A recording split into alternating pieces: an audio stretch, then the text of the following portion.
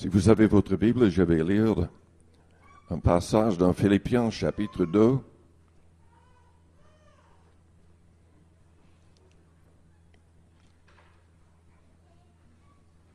Et un passage que vous connaissez sans doute par cœur, Jean 3 au verset 16.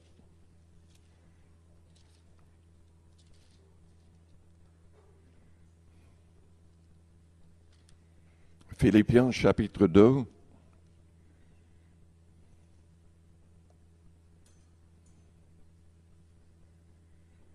Au verset 5. Ayez en vous les sentiments qui étaient en Jésus-Christ, lequel existant en forme de Dieu n'a point regardé comme une proie à arracher d'être égal avec Dieu, mais s'est dépouillé lui-même en prenant une forme de serviteur, en devenant semblable aux hommes, et ayant paru comme un simple homme, il s'est humilié lui-même, se rendant obéissant jusqu'à la mort, même jusqu'à la mort de la croix. Et dans Jean 3, au verset 16, Dieu a tant aimé le monde qu'il a donné son Fils unique, afin que quiconque croit en lui ne périsse point, mais qu'il ait la vie éternelle. Mes amis, Dieu s'est fait homme par amour pour chacun de nous, pour accomplir le plan de la rédemption, car sans Jésus-Christ, tout homme est pécheur et condamné.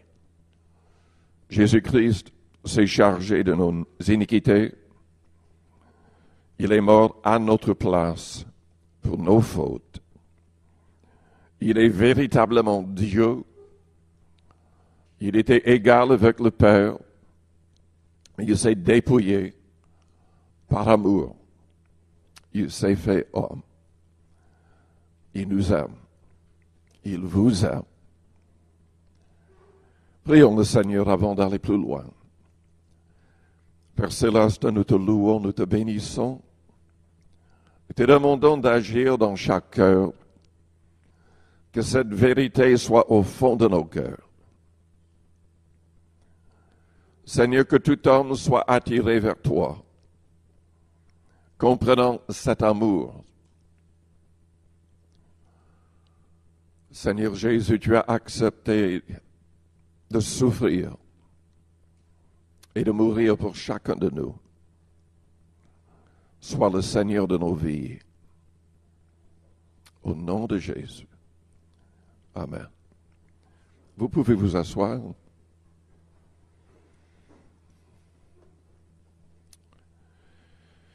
Je vais faire un peu comme j'ai fait ce matin. Je vais vous lire ce que j'ai publié sur l'Internet. Une invitation à adorer le Seigneur Jésus-Christ. Car il est Dieu, le Fils unique du Père Céleste. Il y a malheureusement énormément de gens qui veulent dire qu'il n'est pas Dieu. Toutes les sectes, énormément de fausses religions. Mais la Bible souligne cette réalité. Dieu s'est fait homme par amour. Le Fils, qui est selon la Bible l'empreinte du Père, l'image exacte du Père, le côté visible du Père qui est invisible. Il est digne d'être adoré, mais comprenons bien, selon la Bible, on n'adore que Dieu.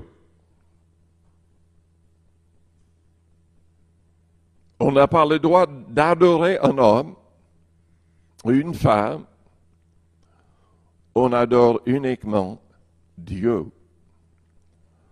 On ne se met pas à genoux devant les hommes, mais devant Dieu. Si vous avez un stylo, vous pouvez noter les passages. Si vous êtes rapide, vous pourrez peut-être trouver assez vite pour suivre dans la parole. Mais je vais lire dans l'Épître aux Hébreux, au chapitre 1er pour commencer.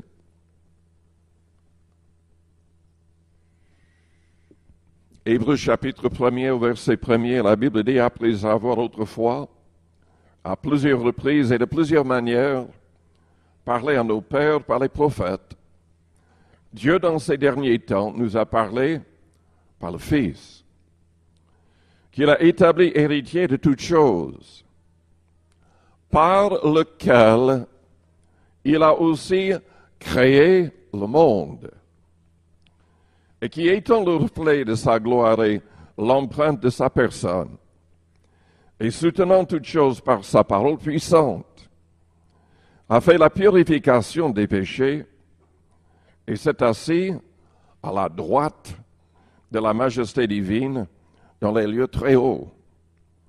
Devenu d'autant supérieur aux anges qu'il a hérité d'un nom plus excellent que le leur, vous comprenez que Jésus, pendant un temps, s'est placé en dessous des anges, parce qu'il s'est limité dans un corps humain. Car auquel des anges de Dieu a-t-il jamais dit « Tu es mon fils, je t'ai engendré aujourd'hui, et encore je serai pour lui un père, et il sera pour moi un fils. » Et lorsqu'il a introduit de nouveau dans le monde le premier-né, il dit que tous les anges de Dieu l'adorent. De plus, il dit des anges, celui qui fait de ses anges des vents et de ses serviteurs une flamme de feu, mais il dit au Fils, ton trône, ô Dieu, est éternel. C'est un passage où Dieu le Père appelle le Fils Dieu et parle de son trône. Je voudrais souligner deux choses dans le passage. Le mot engendré est utilisé. Plus loin, c'est marqué le premier-né. Jésus n'est ni... Enfin, il est... Comment est-ce que je peux l'expliquer? Dans Hébreux 10, il y a une conversation entre Dieu le Père et Dieu le Fils avant qu'il entre dans notre monde.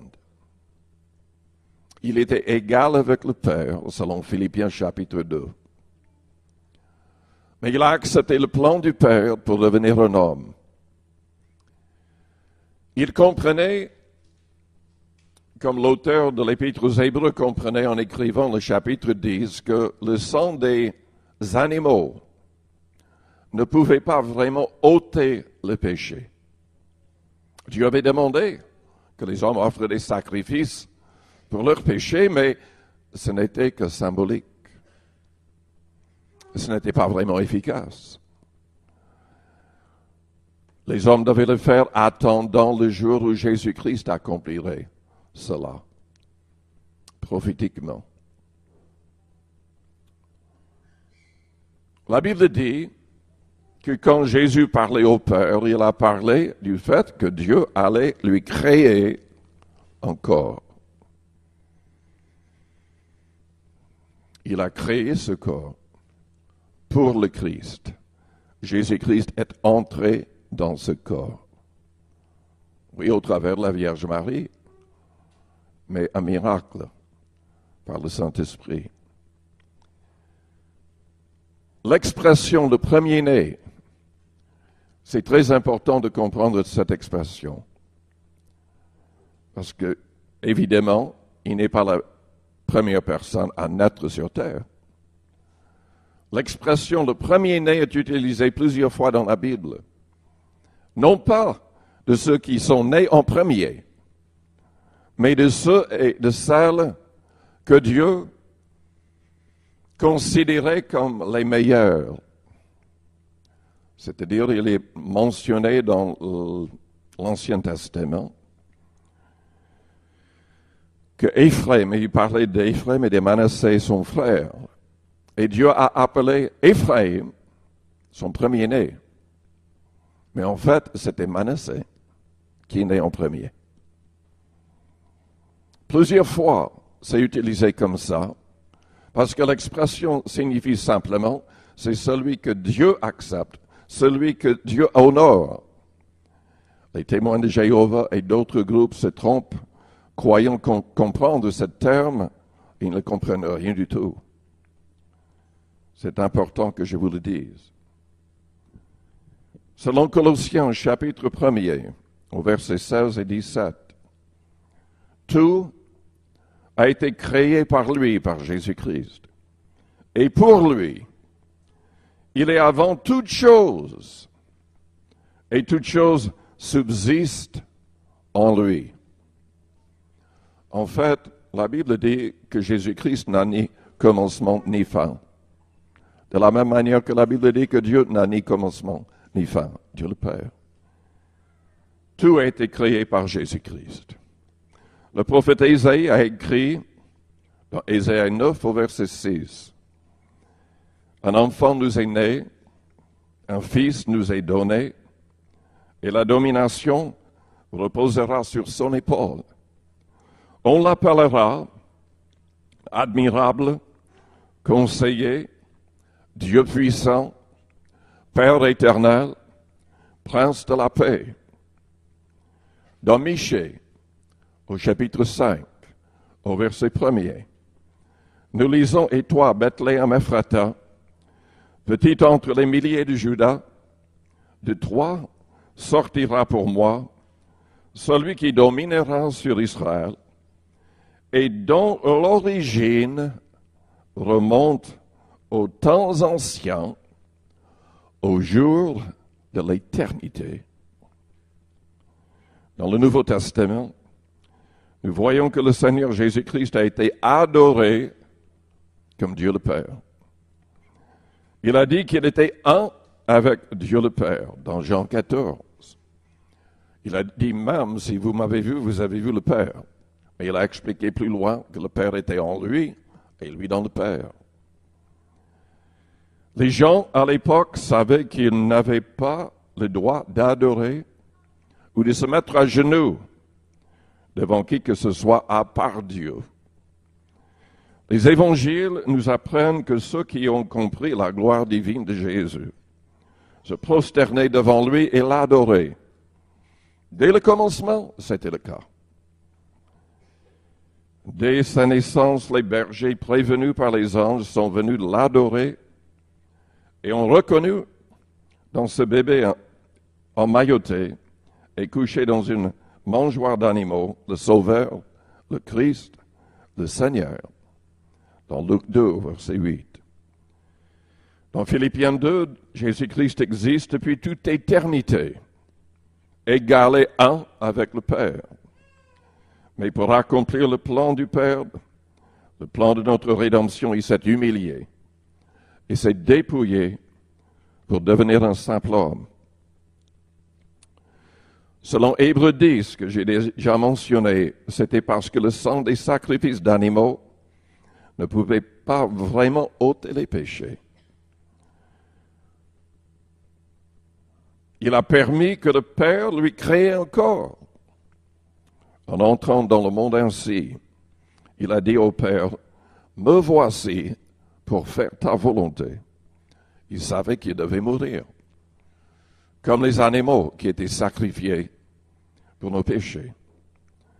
Selon les prophéties d'Ésaïe au chapitre 53, c'était la volonté du Père qu'il se charge de nos péchés et de nos maladies en mourant sur la croix. Jésus le comprenait et a dit à ses disciples dans Jean 10 et dans Jean 15, « Je suis le bon berger, je donne ma vie pour mes brebis. Il n'y a pas de plus grand amour que de donner sa vie pour ses amis.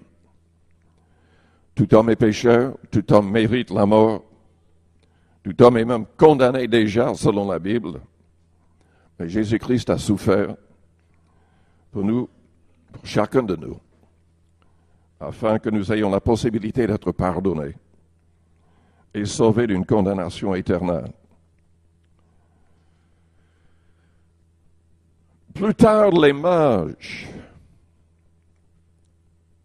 je reviens à l'histoire de Jésus-Christ, de sa naissance. Plus tard, les mages, avertis par une étoile particulière, vinrent aussi pour l'adorer. Je ne sais pas comment ils ont compris, mais ils comprenaient qu'il s'agissait de Dieu, du Fils de Dieu. Sinon, ils ne l'auront jamais adoré. Dans Matthieu chapitre 2, versets 10 et 11, quand ils aperçurent l'étoile, ils furent saisis d'une très grande joie. Ils entrèrent dans la maison, virent le petit enfant avec Marie, sa mère, se prosternèrent et l'adorèrent. Ils ouvrirent ensuite leur trésor et lui offrirent en présent de l'or, de l'encens et de la myrrhe. Ce que je suis en train de vous présenter est très important. Nous n'avons pas uniquement les musulmans qui sont enseignés contre la vérité de la divinité de Jésus-Christ. Il y a des gens qui se disent chrétiens, qui enseignent contre la divinité de Jésus-Christ. Et c'est très important parce que je crois que si on ne confesse pas ce que la Bible présente, on ne sera pas sauvé. Comme vous allez le voir avec d'autres passages.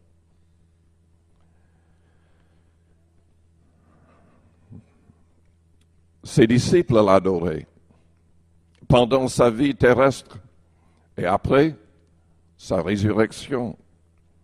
Dans Matthieu 14, verset 33, ceux qui étaient dans la barque vinrent se prosterner devant Jésus et dire « Tu es véritablement le Fils de Dieu ».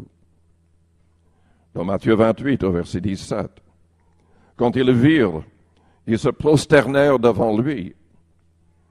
Dans Jean 20, au verset 26, Thomas, voyant la marque des clous dans ses mains et la marque de la lance romaine dans son côté, après sa résurrection, s'est prosterné et a dit, « Mon Seigneur et mon Dieu ».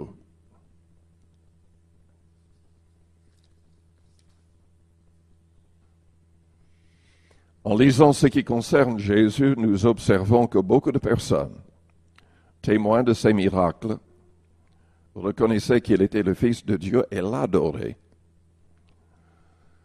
Il y a des gens qui disent, mais Jésus n'a jamais dit qu'il était Dieu.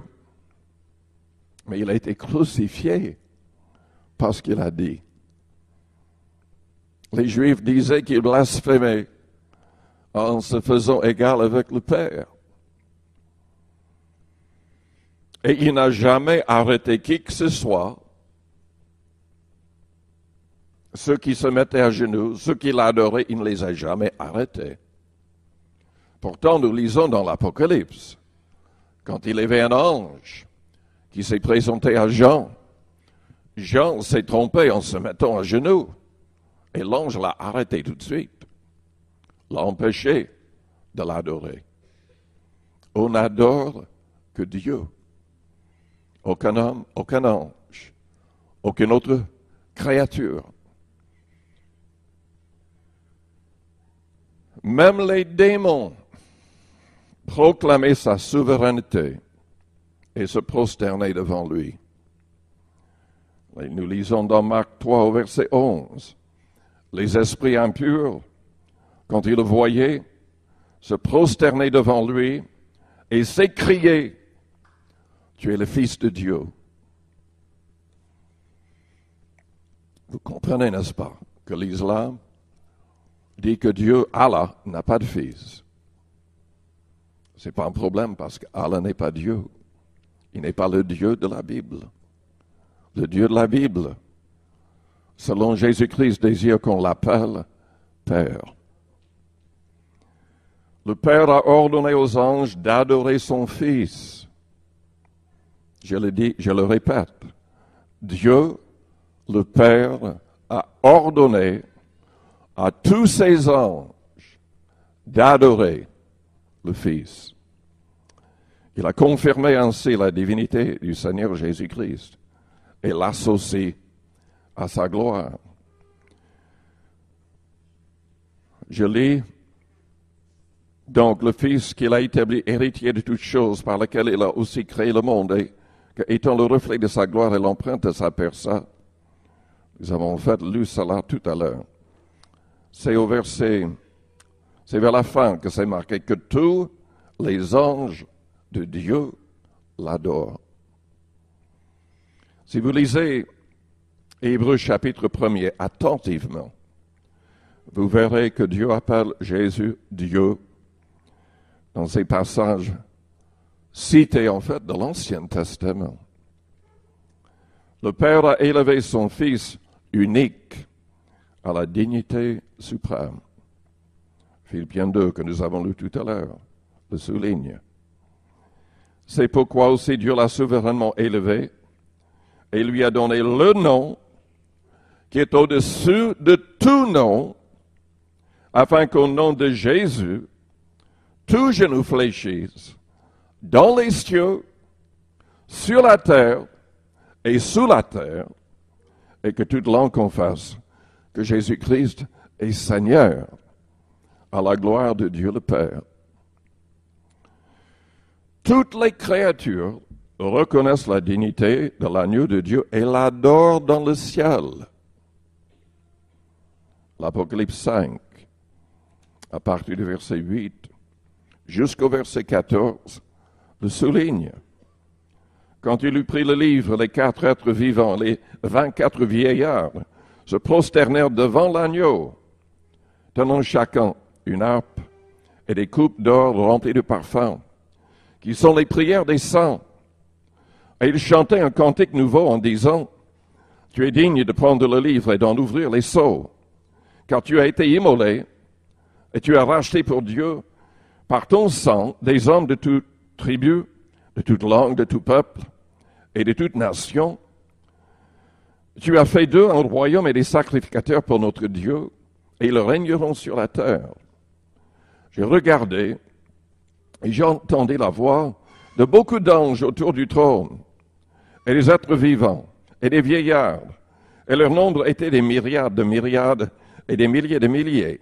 Ils disaient d'une voix forte, « L'agneau qui a été immolé est digne de recevoir la puissance, la richesse, la sagesse, la force, l'honneur, la gloire et la louange. » Et toutes les créatures qui sont dans le ciel, sur la terre, sous la terre, sur la mer, et tout ce qui s'y trouve, je les entendis qui disaient à celui qui est assis sur le trône et à l'agneau, soit la louange, l'honneur, la gloire et la force, au siècle des siècles. Et les 4 êtres vivants disaient Amen, et les vieillards se prosternèrent et adorèrent. Sur la terre, sous la terre, et partout dans l'univers, tous sont appelés à l'adorer, car il est Dieu, le Fils unique. Dieu a envoyé son Fils unique, afin que quiconque croit en lui ne périsse point, mais qu'il ait la vie éternelle. Je vais vous donner 12 raisons bibliques qui soutiennent la réalité que Jésus est Dieu le Fils. Première raison, l'Écriture attribue à Jésus les mêmes titres que ceux que possède Dieu. Jésus-Christ est Seigneur. Il est appelé le Saint, le Juste. Il est le seul Sauveur. Il est le premier et le dernier. Il est le Créateur de toutes choses. Deuxième raison, l'Écriture applique au Christ de nombreux versets de l'Ancien Testament qui concernaient Dieu. Ésaïe 45, versets 22 et 23. Je suis Dieu, tout genou fléchira devant moi, toute langue jurera par moi. Ça correspond à Philippiens 2, verset 10. Afin qu'au nom de Jésus, tout genou fléchisse et que toute langue confesse que Jésus-Christ est Seigneur. Il y a Isaïe 40, au verset 3. Une voix crie, « Préparez au désert le chemin de l'Éternel » ou selon l'hébreu, YHWH, le nom de Dieu. Jean-Baptiste, précurseur de Jésus, est celui qui avait été annoncé par Isaïe.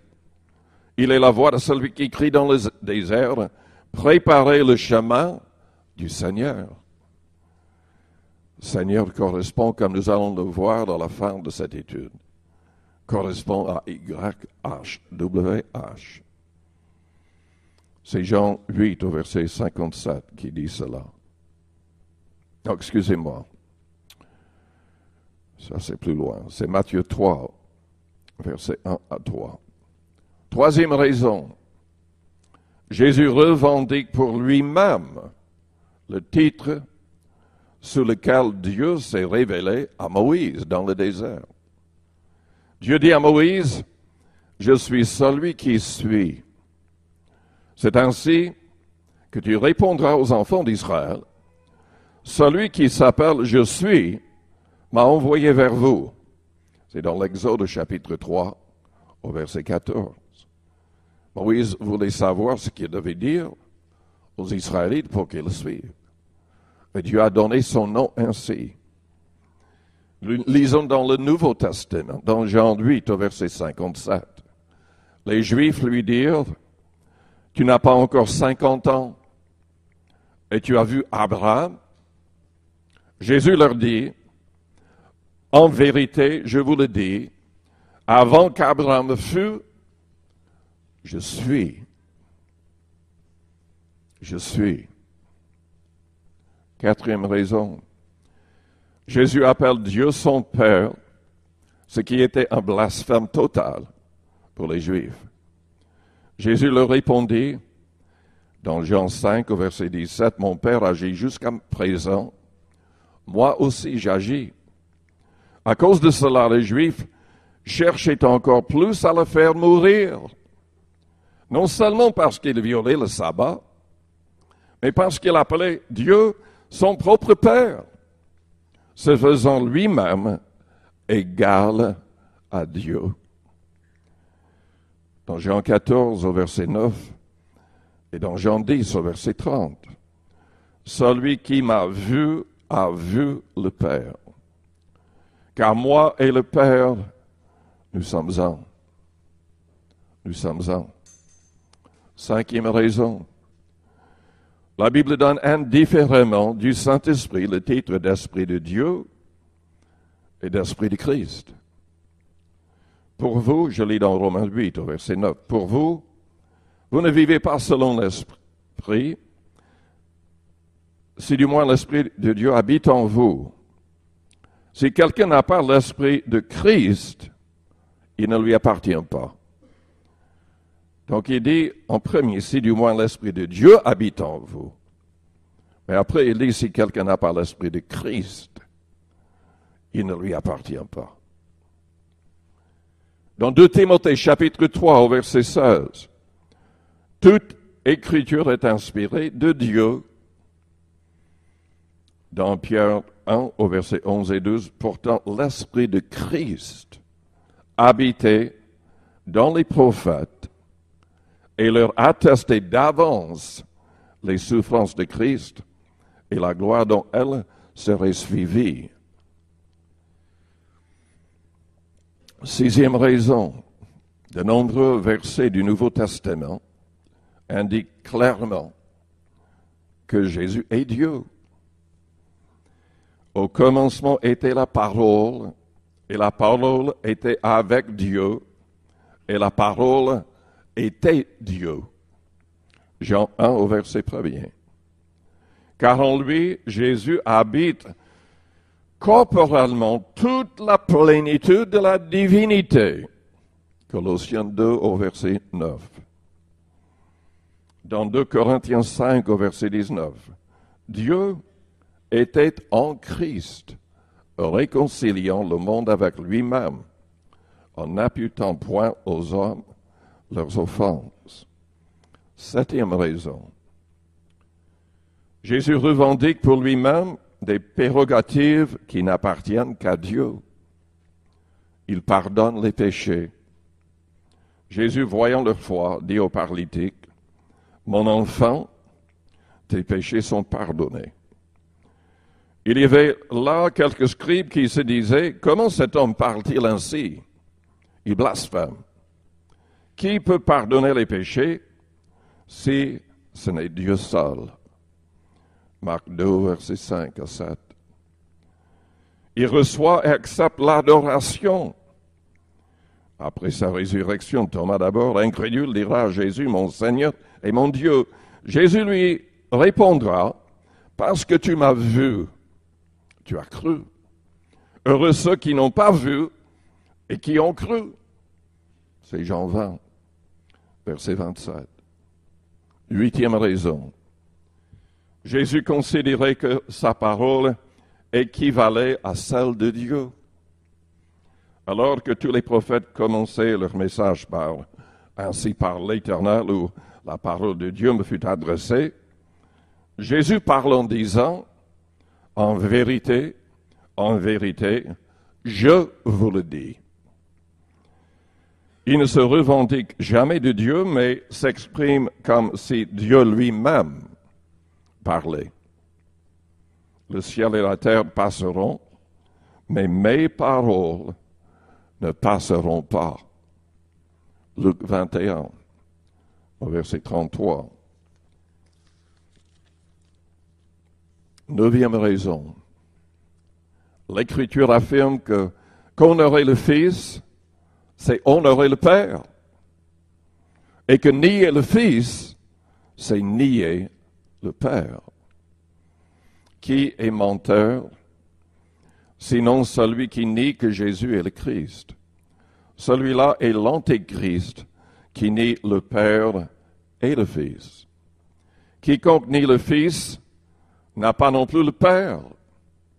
Quiconque se déclare publiquement pour le Fils a aussi le Père. C'est 1 Jean, chapitre 2, verset 23. Celui qui n'honore pas le Fils n'honore pas le Père qui l'a envoyé. Jean 5, au verset 23. Les anges dans le ciel célèbrent sans différence le Père et le Fils, qu'ils voient tous deux assis sur le même trône. Tu es digne, notre Seigneur et notre Dieu, de recevoir la gloire, l'honneur et la puissance, car tu as créé toutes choses, et c'est par ta volonté qu'elles subsistent. Apocalypse 4, verset 11. Il disait d'une voix forte, l'agneau qui a été immolé est digne de recevoir la puissance, la richesse, la sagesse, la force, l'honneur, la gloire et la louange. Apocalypse 5, 12. 10e raison. Le Père a choisi volontairement de se défaire de son rôle de juge final de l'humanité au profit du Fils, qui a vécu en tant qu'homme. Le Père ne juge personne, mais il a remis tout jugement au Fils. Jean 5 au verset 22. Dieu, sans tenir compte des temps d'ignorance, annonce maintenant à tous les hommes en tout lieu qu'ils ont à se repentir, parce qu'il a fixé un jour où il jugera le monde selon la justice par l'homme qu'il a désigné, ce dont il a donné à tous une preuve certaine, en le ressuscitant des morts. C'est Acte 17, au verset 30 et 31. 11e raison. Le nom de Dieu est YHWH dans l'Ancien Testament de la Bible. C'est le nom de Jésus-Christ. Oui, c'est un nom mystérieux. Au lieu de le prononcer mal, les Juifs disaient Adonai, qui signifie Seigneur. Louis II est la traduction utilisée le plus en français. Mais il a inventé, malheureusement, le nom l'Éternel. Ça n'est pas dans la Bible. Le nom en hébreu est YHWH. Et je répète, les Juifs n'ont jamais essayé de le prononcer. Ils disent Seigneur ou Adonai. En grec, ils disaient Kyrios. C'est exactement le mot que les apôtres ont utilisé partout dans le Nouveau Testament quand ils citaient les passages de l'Ancien Testament où nous avons l'Éternel ou YHWH. Vous remarquerez qu'après la résurrection, les disciples appelaient Jésus-Christ toujours le Seigneur Jésus. Et non plus simplement Jésus. Il appelait le Seigneur Jésus. Et nous devrions aussi prendre l'habitude de l'appeler ainsi dans nos prières et en tout. Philippiens chapitre 2 et Romains chapitre 10 clarifient cette réalité. Nous l'avons lu, mais je vais le relire, Philippiens 2. Ayez en vous les sentiments qui étaient en Jésus-Christ, lequel, existant en forme de Dieu, n'a point regardé comme une proie à arracher d'être égal avec Dieu, mais s'est dépouillé lui-même, en prenant une forme de serviteur, en devenant semblable aux hommes, et ayant paru comme un simple homme, il s'est humilié lui-même, se rendant obéissant jusqu'à la mort, même jusqu'à la mort de la croix. C'est pourquoi Dieu l'a souverainement élevé et lui a donné le nom qui est au-dessus de tout nom, afin qu'au nom de Jésus, tout genou fléchisse dans les cieux, sur la terre, sous la terre, et que toute langue confesse que Jésus-Christ est Seigneur. L'Éternel, YHWH, Kyrios en grec. Romains 10, au verset 9 à 13. Si tu confesses de ta bouche Jésus, non. Si tu confesses de ta bouche le Seigneur Jésus, et si tu crois dans ton cœur que Dieu l'a ressuscité des morts, tu seras sauvé. Car c'est en croyant du cœur qu'on parvient à la justice. C'est en confessant de la bouche qu'on parvient au salut. Selon ce que dit l'Écriture, quiconque croit en lui ne sera point confus. Nous devons croire de quelle manière? En Jésus comme un simple homme? Absolument pas. Nous devons croire en Dieu comme étant le Seigneur, qui est Dieu, un avec le Père, un avec le Saint-Esprit.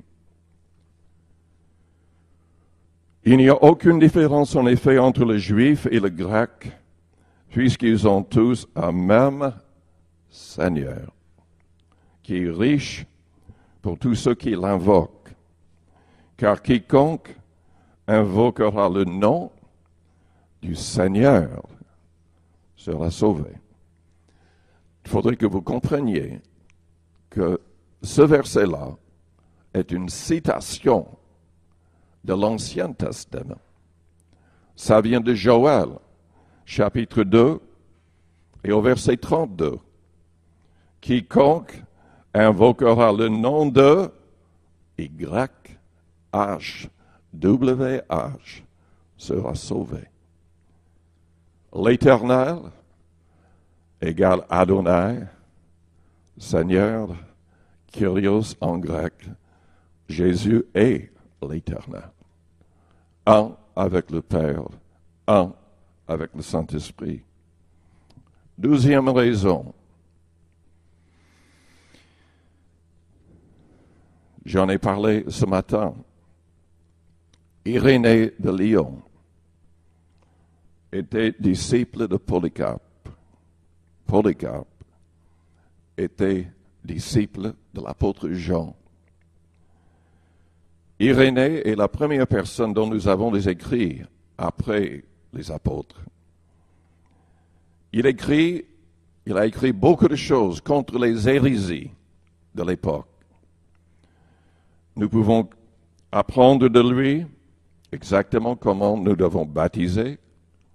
Des gens qui veulent baptiser uniquement au nom de Jésus. Ce n'était pas du tout ce que les apôtres faisaient. Ils baptisaient au nom du Père, du Fils et du Saint-Esprit. Parce que Dieu est un. Jésus n'est pas le nom du Père, bien qu'il soit un avec le Père. Jésus n'est pas le nom du Saint-Esprit, bien qu'il soit un avec le Saint-Esprit. Irénée a écrit contre les hérésies la position des apôtres qui était celle de voir Dieu comme un en trois personnes, Père, Fils et Saint-Esprit. Ils enseignaient que Jésus est Dieu.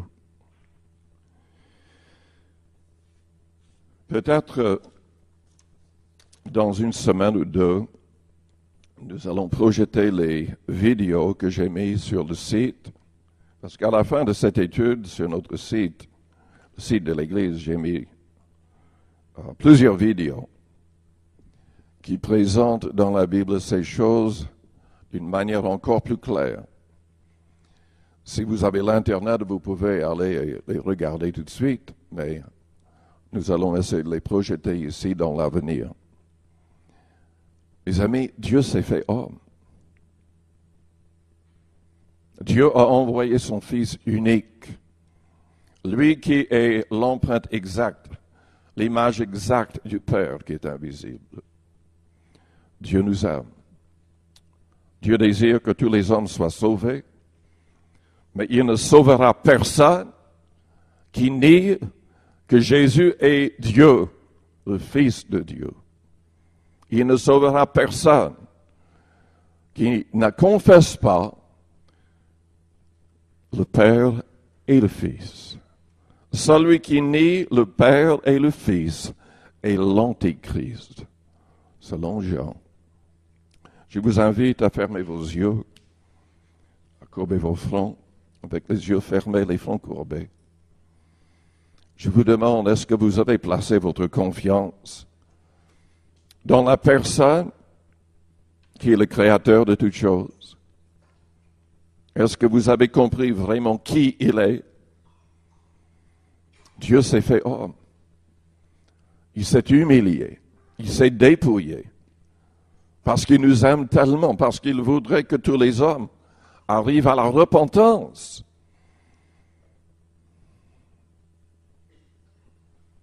Est-ce que vous êtes arrivé à une pleine repentance dans votre vie?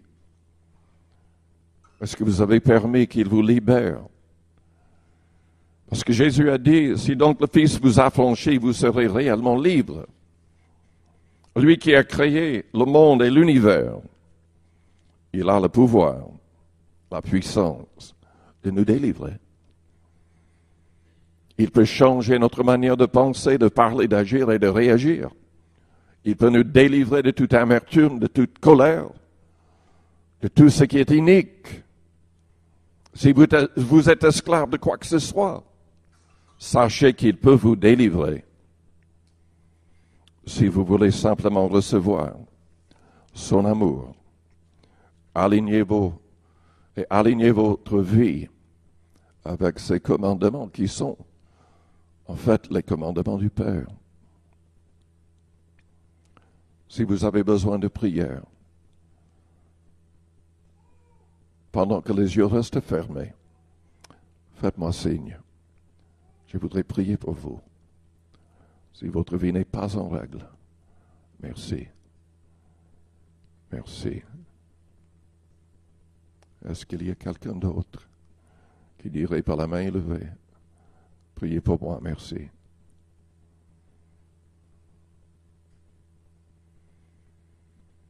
Je vous invite à vous lever Peut-être que vous avez besoin de prière pour une autre raison. Je vous invite à venir vers le devant. Nous prierons pour vous avec l'imposition des mains, comme Jésus l'a demandé, en son nom. C'est lui qui agit. Nous le faisons par obéissance. C'est lui qui a accompli le miracle. C'est lui qui délivre, qui sauve, qui pardonne. Venez, placez votre confiance en lui pleinement. Il agira. Il agira.